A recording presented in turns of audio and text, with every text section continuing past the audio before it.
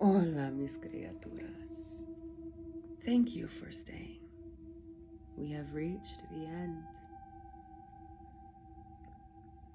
I didn't need to hear my name called to know he was there, waiting for me. I walked over to the stairs, and the smile, painfully pulled on his face, greeted me. He didn't wait for me to reach him before he turned and walked away. I entered the room and immediately faced the open closet door on the other side. Miguel stood in the corner, his smile unchanging. I'm so happy you're here, Mia, he whispered to me. It hissed from his mouth like a leak. The closet beckoned my attention, and I stared into the endless, dark void that waited for me inside. My uncle's head shifted its attention to the closet at his side. Mia, aquí está salvación. It's just waiting inside. I took a step forward without realizing I was starting to walk, but the tug felt familiar. It was the same tug that raced me after my mother all those years ago. The same tug that called to me in my dreams.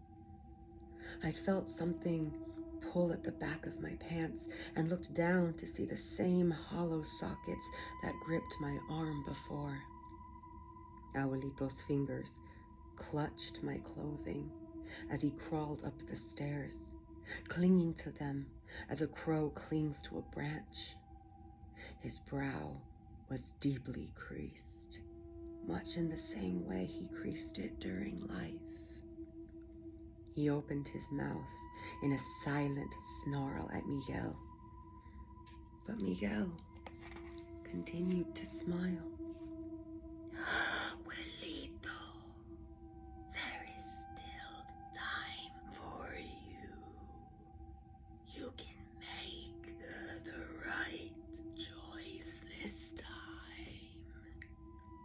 Miguel whispered his cariños, and an icy chill ran up my spine.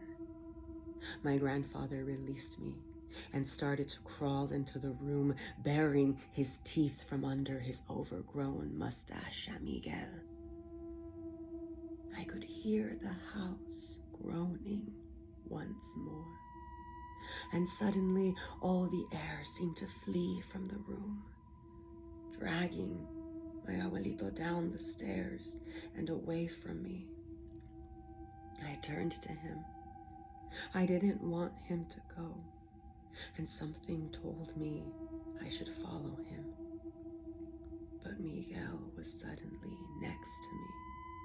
He placed his hands on my shoulders and faced me towards the closet once again, towards that endless, beautiful black.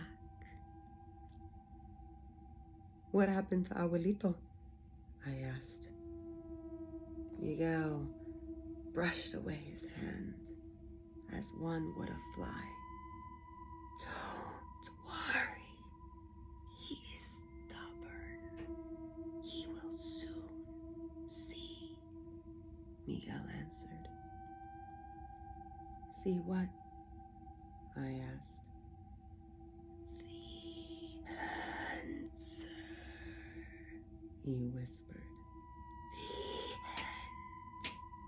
There will be no unknowns for you anymore.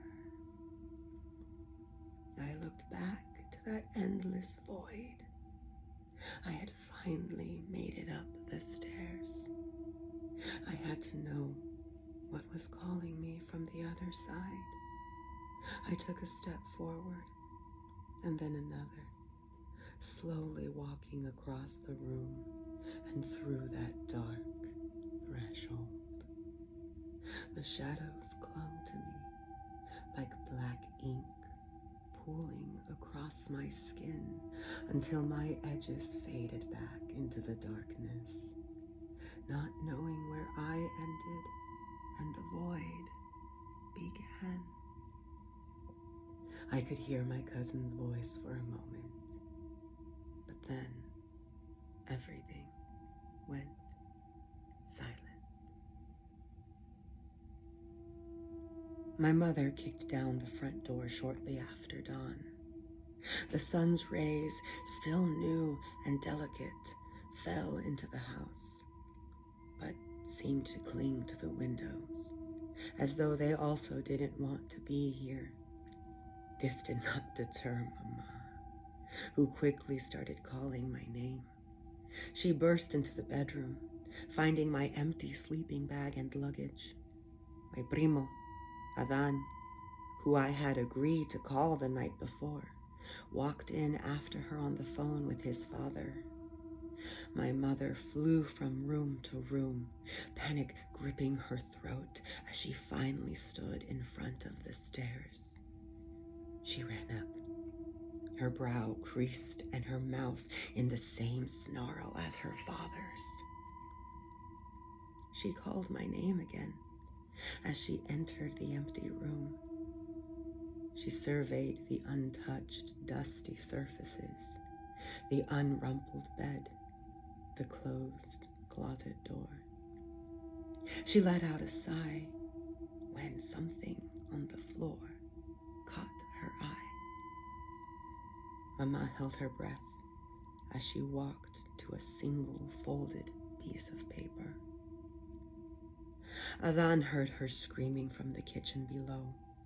He raced to the attic, his father demanding to know what was going on over the phone.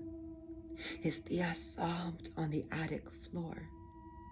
Bewildered, Adan tried to console his aunt when he noticed a crumpled piece of paper next to her. Adan opened it and read the single sentence.